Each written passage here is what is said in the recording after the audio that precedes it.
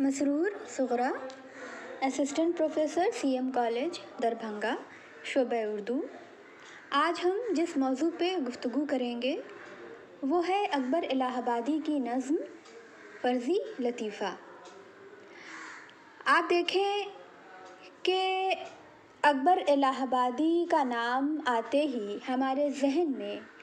ایک خوشی، ایک مسرت کا احساس بیدار ہوتا ہے۔ کیوں؟ اس لیے کہ انہوں نے اپنی شاعری کے ذریعے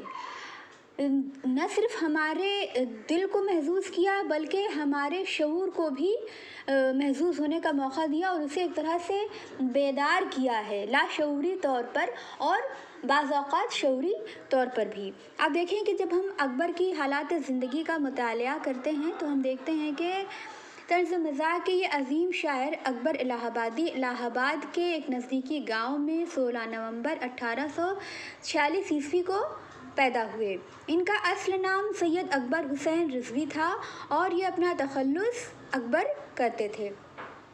اکبر نے ابتدائی تعلیم مدارس اور سرکاری اسکول سے حاصل کی اور تعلیم سے فراغت کے بعد محکمہ تعمیرات میں ملازمت اختیار کر لی تھی، لیکن اس دوران مزید تعلیم حاصل کرتے رہے، جس کے نتیجے میں 1869 عیسوی میں مختاری کا امتحان پاس کر کے نائب تحصیلدار بنے اور 1 سال بعد 1870 عیسوی میں ہائی کورٹ کی مسئلہ خوانی کا عہدہ سنبھالنے میں کامیاب ہوئے، جبکہ اس کے بعد 1872 عیسوی میں وکالت کا امتحان پاس کیا۔ 1880 عیسوی تک وکالت کرتے رہے، اس کے بعد آپ منصف مقرر ہو گئے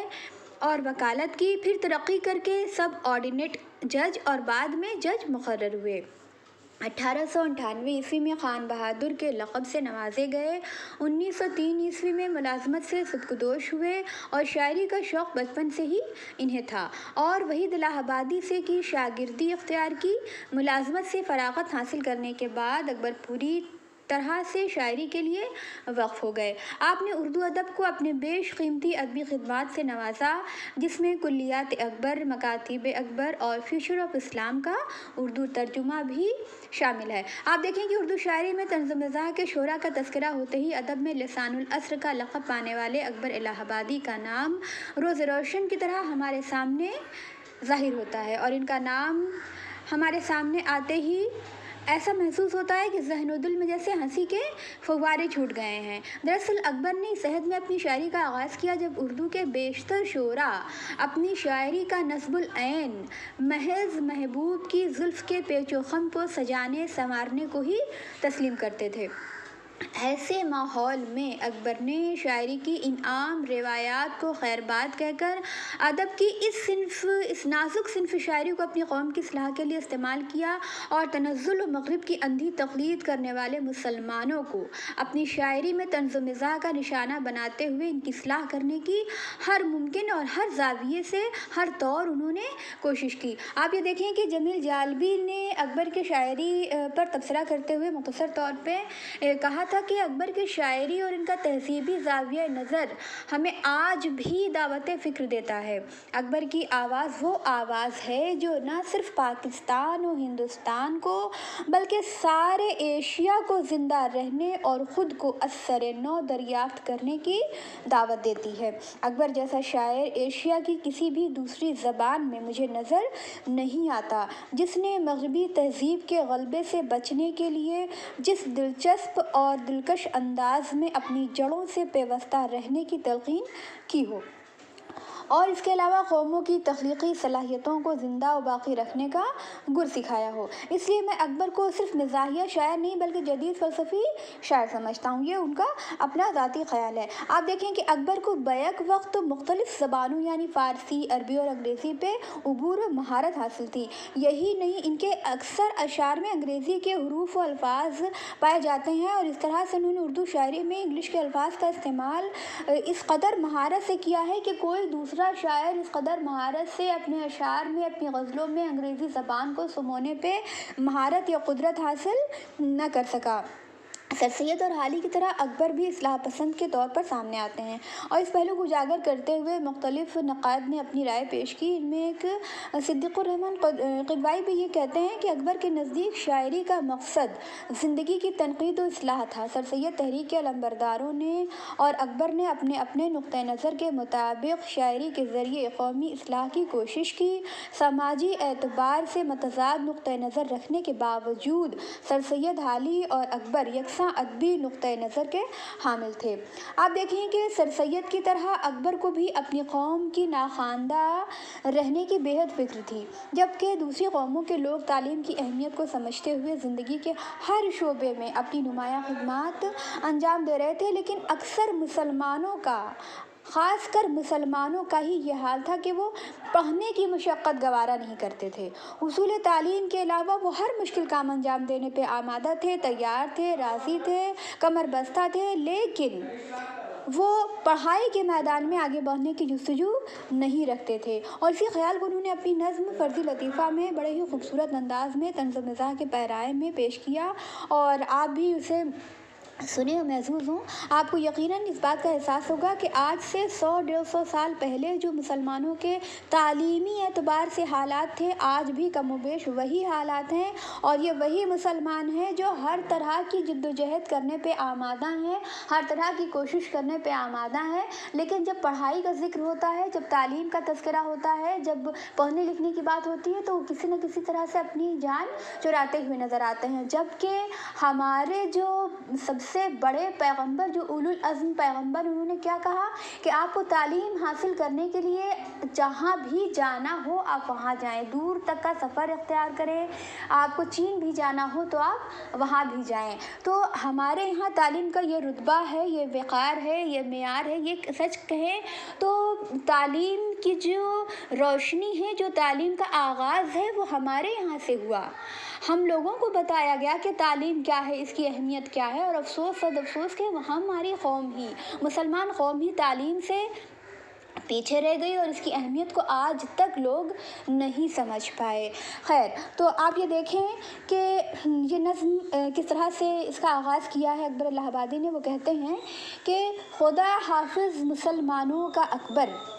ہاں، خدا حافظ مسلمانوں کا اکبر، مجھے تو ان کی خوشحالی سے حیاس، یہ عاشق شاہد مقصود کے ہیں، نہ جائیں گے وہ لیکن سعی کے پاس۔ سناؤں تم کو ایک فرضی لطیفہ، کیا ہے جس کو میں نے زیب قرطاس، کہا مجنوں سے یہ لیلا کی ماں نے کہ بیٹا تو اگر کر لے ایم اے پاس تو فوراً بیاہ دوں لیلا کو تجھ سے، بلا دقت میں بن جاؤں تیری ساس۔ کہا مجنوں نے یہ اچھی سنائی، کجا عاشق کجا کالج کی بکواس، کجا یہ فطرتی جوش طبیعت، کجا ٹھونسی ہوئی چیزوں کا احساس۔ بڑی بھی آپ کو کیا ہو گیا ہے، ہرن پہ لادی جاتی ہے کہیں گھاس، یہ اچھی قدردانی آپ نے کی، مجھے سمجھا ہے کوئی ہر چرنداز، دل اپنا خون کرنے کو ہوں موجود، دل اپنا خون کرنے کو ہوں موجود، نہیں منظور مغز سر کا آماس، یہی ٹھہری جو شرط وصل لیلا، تو استفا میرا با حسرت و یاس۔ اب آئیے ہم اس کا ذرا سا مختصر سا اجمالی جائزہ آپ کے سامنے ہم پیش کرتے ہیں کہ دیکھیں کہ خدا حافظ مسلمانوں کا اکبر، یعنی انہوں نے آغاز کس طرح سے اس نظم کا کیا ہے کہ خدا حافظ یعنی اب مسلمانوں کا نگہبان، مسلمانوں کا حفاظت کرنے والا، ان کا محافظ جو ہے وہ فقط اللہ ہی ہے۔ کیوں یہ اس وقت کہتے ہیں کہ جب کسی قوم کی، کسی شخص کی بہت بری حالت ہو جاتی ہے نا، تو کیا کہتے ہیں کہ اب اللہ ہی تمہارا حافظ ہے، یعنی کہ اب دنیا والوں کے اختیار میں تمہاری بقا، تمہاری حفاظت اور تمہاری اچھائی ان کے اختیار میں اب نہیں رہ گئی، اب بس اللہ ہی تمہاری مدد کر سکتا ہے۔ یعنی تم اتنی خراب حالت پہ پہنچ چکے ہو، تمہاری حالت اتنی خراب ہو چکی ہے، اتنی خستہ ہو چکی ہے، تم اتنے کمزور، اتنے لاغر اور اس قدر تم بربادی کے دہانے پہ پہنچ چکے ہو کہ اب اگر کوئی تمہاری مدد کر سکتا ہے تو وہ فقط اور فقط اللہ کی ذات ہے، ذات الہی ہے۔ تو اسی طرح سے اکبر الہ آبادی نے اس نظم کا آغاز کیا ہے کہ مسلمانوں کا یہ حال ہو گیا ہے، وہ اس کیفیت پہ آ گئے ہیں، وہ اس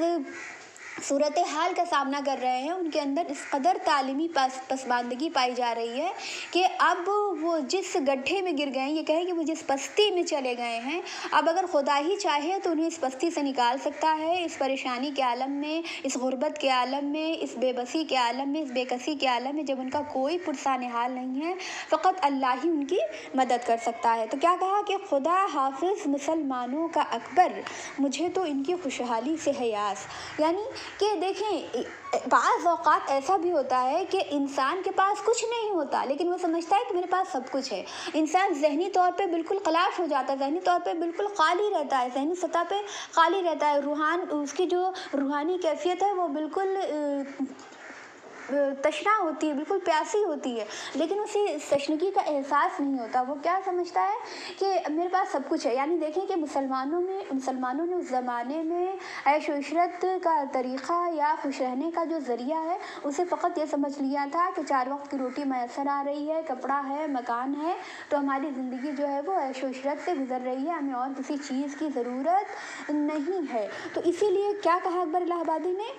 कि मुझे तो इनकी खुशहाली से है यास। ये लोग जिस तरह से खुश हैं और इन्होंने जिस चीज़ के हुसूल को अपनी खुशी का पैमाना मुकर्रर कर रखा है, मुझे उस चीज़ से दुख होता है, मुझे उस चीज़ से तकलीफ़ होती है, मुझे उस चीज़ से रंज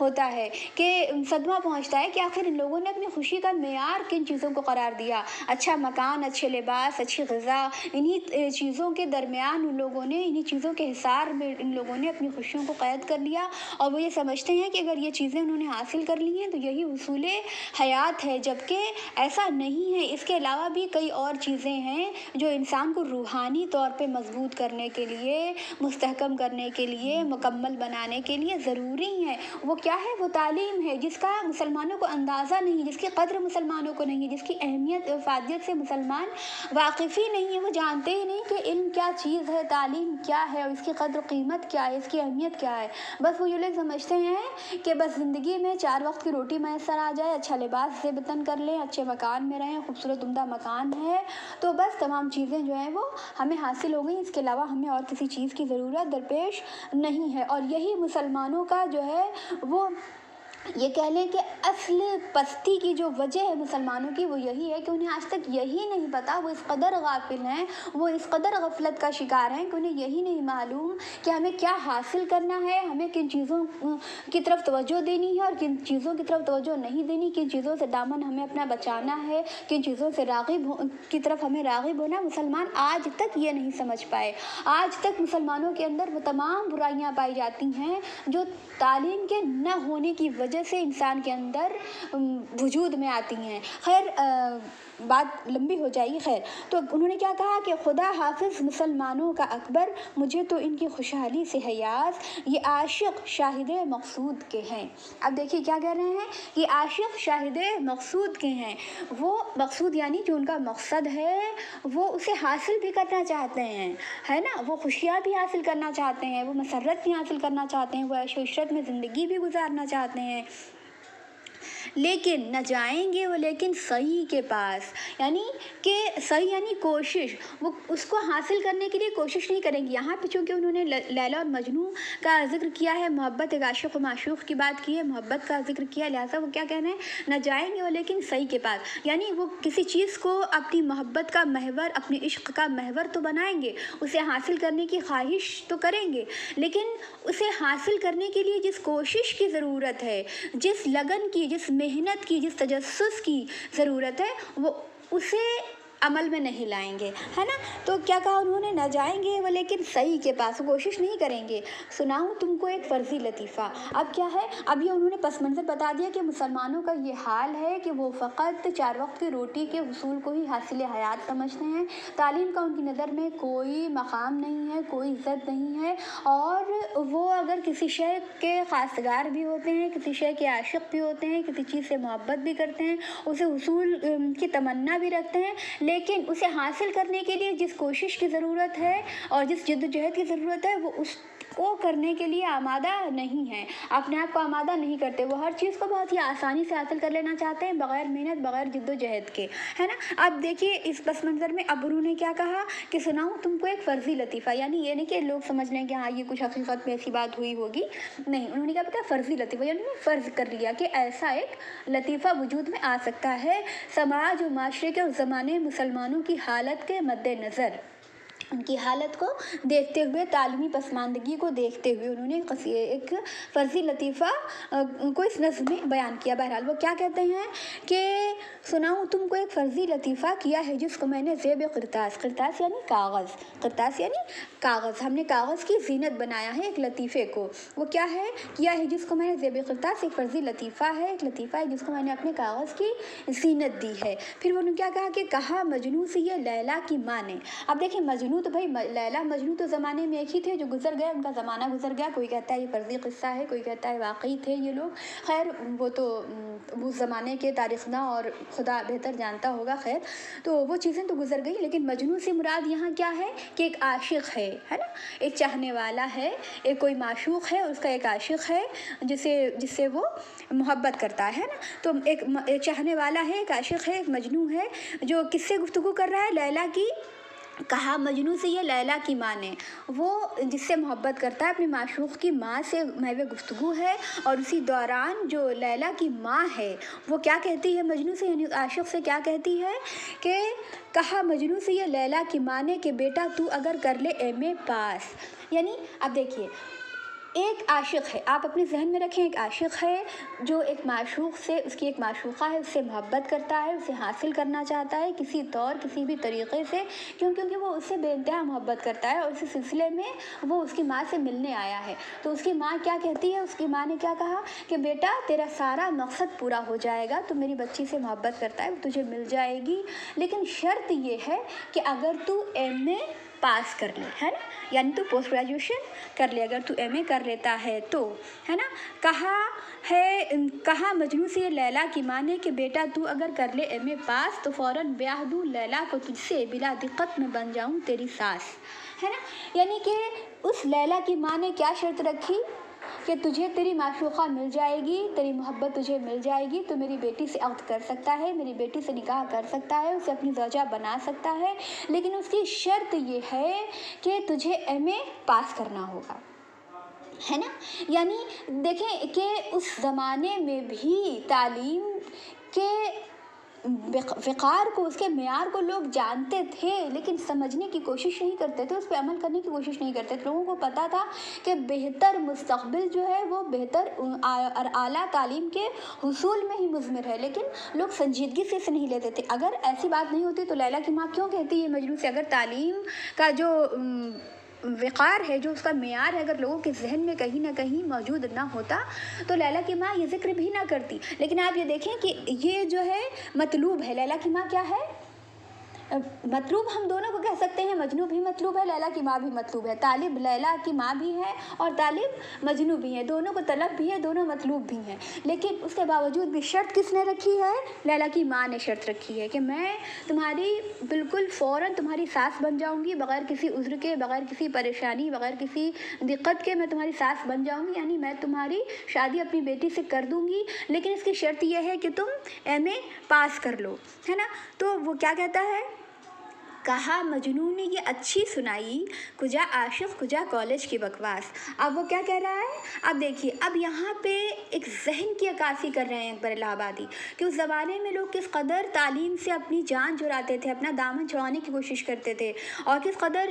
لاپرواہ تھے تعلیم کے معاملے میں۔ تو کیا کہہ رہا ہے کہ کجا کہا مجنوں نے یہ اچھی سنائی، اپنی ساس سے کیا کہہ رہا ہے کہ تم نے اچھی بات مجھے سنائی کہ کجا عاشق کجا کالج کی بکواس، کہاں ایک عاشق جو دن رات محبوب کے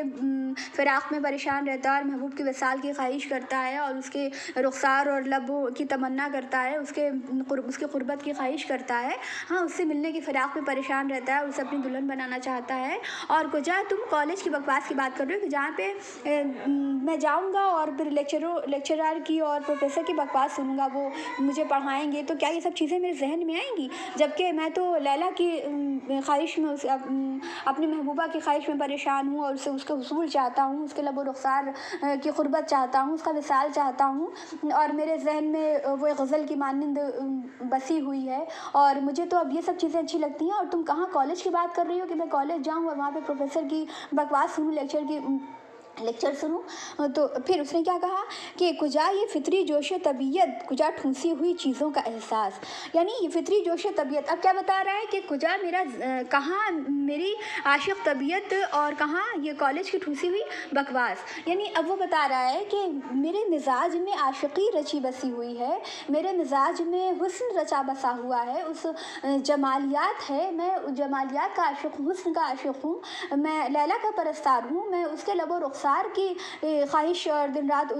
शब रोज़ उसकी तमन्ना करता हूँ। तुम कहाँ मुझे कॉलेज की ठूसी बकवास जो कि मैं हज़म नहीं कर पाऊँगा, मैं उसे जज्ब नहीं कर पाऊँगा अपने अंदर, मैं सुन नहीं पाऊँगा कॉलेज के प्रोफेसरों और लेक्चरों की ये जो बकवास वो लोग करेंगे और ज़बरदस्ती जो मेरे अंदर वो इल्म डालेंगे, ठूसेंगे मेरे अंदर ज़बरदस्ती, तो वो मैं उसे बर्दाश्त नहीं कर पाऊँगा, मैं इसका अहल नहीं हूँ, मैं ऐसा नहीं कर सकता। बड़ी भी आपको क्या हो गया है? बड़ी भी यानी अपनी सास को क्या कह रहा है, किस अंदाज से मुखातिब कर रहा है, अपनी सास को क्या कह रहा है, मुखातिब कर रहा है बड़ी बी कहकर, क्या कह रहे हैं बड़ी बी आपको क्या हो गया है। यानी अब देखिए,